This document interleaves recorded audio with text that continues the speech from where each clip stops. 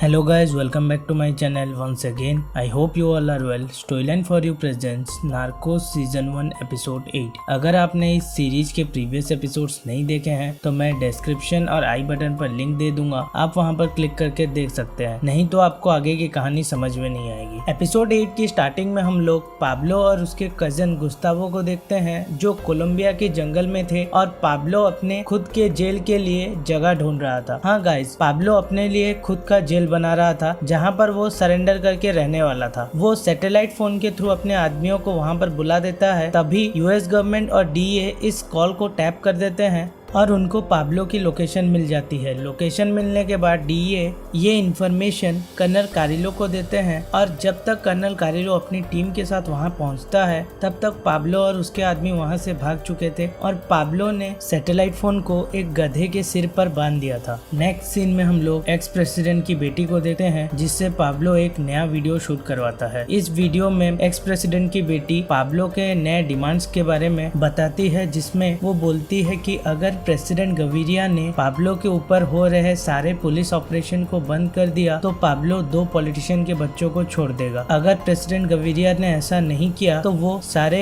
बच्चों को मार डालेगा। पर प्रेसिडेंट गविरिया इस बात के लिए मना कर देते हैं और जिस बात का डर था वही हुआ। कर्नल कारिलो डीए की मदद से पाब्लो ने जहां पर बच्चों को छुपा रखा था उसकी लोकेशन तक पहुंच जाता है और वहां पर कर्नल कारिलो की टीम और पाब्लो के आदमियों के बीच शूटआउट होता है, जिसमें एक्स प्रेसिडेंट की बेटी मारी जाती है। Next day president Gaviria ex president की बेटी के फ्यूनरल में जाता है, जहां पर एक्स प्रेसिडेंट की वाइफ गविरिया को इस सब का जिम्मेदार ठहराती है। वो बोलती है अगर तुमने नार्कोस की शर्त मान ली होती तो आज मेरी बेटी जिंदा होती। गविरिया इस सब से टूट चुका होता है और वो पाब्लो की हर शर्त मानने के लिए तैयार हो जाता है। डीए और यूएस एम्बेसडर प्रेसिडेंट गविरिया के इस फैसले के खिलाफ थे, पर वो लोग कुछ नहीं कर सकते थे। इस सब से पाब्लो बहुत खुश था क्योंकि गविरिया ने उसकी सारी शर्तों को मान लिया था। अब पाब्लो जब भी अरेस्ट होगा वो कोलंबिया में ही रहेगा और अपने जेल में रहेगा। पाब्लो ने कुछ वक्त के लिए कोलंबिया में एक्स्ट्राडिक्शन को खत्म कर दिया था। पाब्लो का ये जेल सिर्फ नाम के लिए जेल था, ये उसका कैसल था जिसमें गार्ड्स पाब्लो के लिए काम करते थे और इस जेल के 3 किलोमीटर के रेडियस के अंदर पुलिस या आर्मी नहीं आ सकती थी। पाब्लो और उसका कजन गुस्तावो अपने आदमियों के साथ इस जेल में रहने वाले थे। एजेंट मर्फी,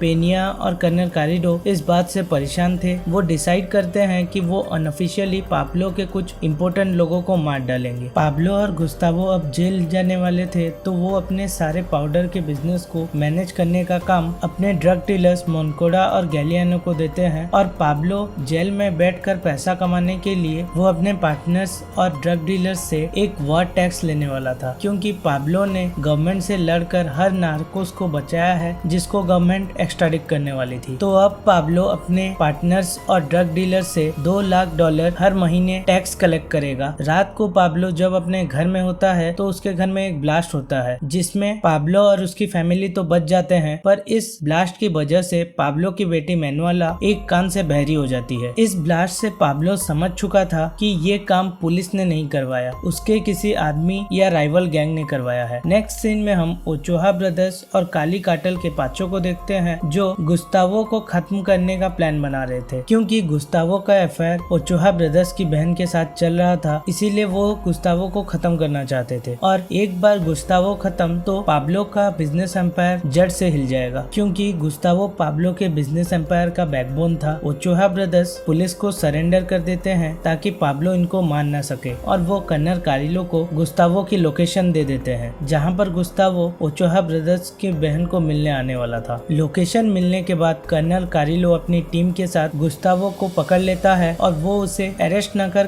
एक एबंडेंट बिल्डिंग में लेकर आता है, जहां पर वो गुस्तावो का मुंह खुलवाने की कोशिश करता है जिससे उसको पाब्लो के बारे में कुछ इन्फॉर्मेशन मिल सके। पर गुस्तावो पाब्लो को धोखा नहीं दे सकता था और वो कर्नल कारिलो को कुछ भी नहीं बताता। At last colonel Carrillo Gustavo को शूट कर देता है और उसकी बॉडी को रास्ते में फेंक देता है। जब ये बात पाब्लो को पता चलती है तो पाब्लो और उसकी पूरी फैमिली शॉक्ड हो जाते हैं, क्योंकि पहली बार पर पाब्लो की फैमिली का कोई मेंबर मारा गया था। पाब्लो को अपने सोर्सेस के थ्रू पता चल जाता है कि इस अटैक में पाचो और ओचोहा ब्रदर्स का हाथ है। अब ओचोहा ब्रदर्स तो जेल में थे, इसीलिए पाब्लो उनका कुछ कर नहीं सकता था। तो पाब्लो डिसाइड करता है कि वो पाचो पर अटैक करेगा। पाब्लो पॉइजन के साथ और अपने कुछ आदमियों से पाचो पर अटैक करवाता है, पर इस अटैक में पाचो बच जाता है। पर इस अटैक में पाचो के बहुत सारे आदमी मारे जाते हैं। जो जंग पाब्लो ने गवर्नमेंट के साथ खत्म की थी, अब वो इन दो कार्टल्स के बीच शुरू हो चुकी थी। नेक्स्ट सीन में हम लोग पाब्लो और एक्स प्रेसिडेंट को देखते हैं,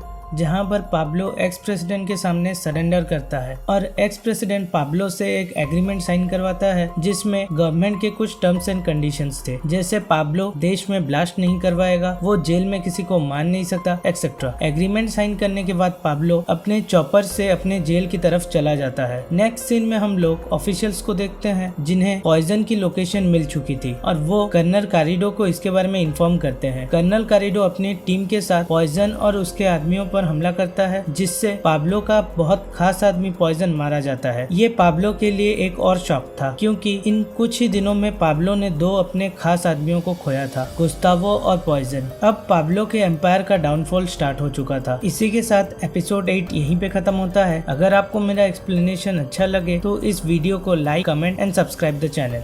थैंक यू फॉर वॉचिंग।